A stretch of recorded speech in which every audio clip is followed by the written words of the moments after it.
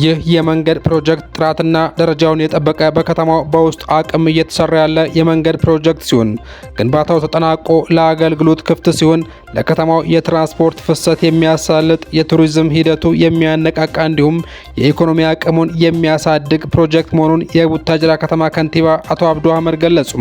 ሰላም ጤና ይስጥልኝ የተከበራችሁ ተመልካቾቻችን እንደምን ቆይታችኋል? የዕለቱን መረጃ ይዤላችሁ መጥቻለሁ። ከመረጃዎቹ ጋር ሐሰን ሁሴን ነኝ።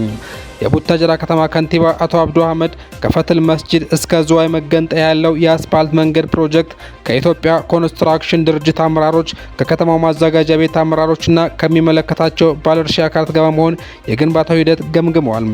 የቡታጅራ ከተማ አስተዳደር ለረጅም ጊዜ የማህበረሰቡ ጥያቄ የነበረው ከፈትል መስጂድ እስከ ዝዋይ መገንጠያ እንዲሁም ከቴሌ እስከ ወረዳ ፖሊስ ያለው የአስፓልት መንገድ ፕሮጀክት ለማሰራት በ384 ሚሊዮን ብር በሁለት ዓመት ጊዜ ውስጥ ተሰርቶ ለማጠናቀቅ ከኢትዮጵያ ኮንስትራክሽን ድርጅት ጋር ውል በመፈራረምና ቅድመ ክፍያ በመክፈል ወደ ስራ መግባቱ የሚታወስ ነው። ይህን መነሻ በማድረግ በዛሬው ዕለት የግንባታው ስራ ከተጀመረ እስካሁን ባሉት ወራቶች የግንባታ አፈጻጸም ላይ ውይይት በማድረግ የመስክ ምልከታ አድርጓል።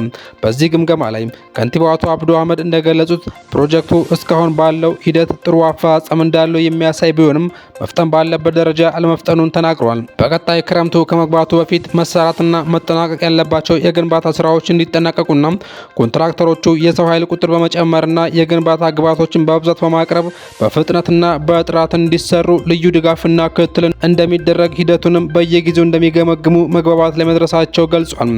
ይህ ፕሮጀክት ጥራትና ደረጃውን የጠበቀ በከተማው በውስጥ አቅም እየተሰራ ያለ የመንገድ ፕሮጀክት ሲሆን ግንባታው ተጠናቆ ለአገልግሎት ክፍት ሲሆን ለከተማው የትራንስፖርት ፍሰት የሚያሳልጥ የቱሪዝም ሂደቱ የሚያነቃቃ እንዲሁም የኢኮኖሚ አቅሙን የሚያሳድግ ፕሮጀክት መሆኑንም ገልጿል።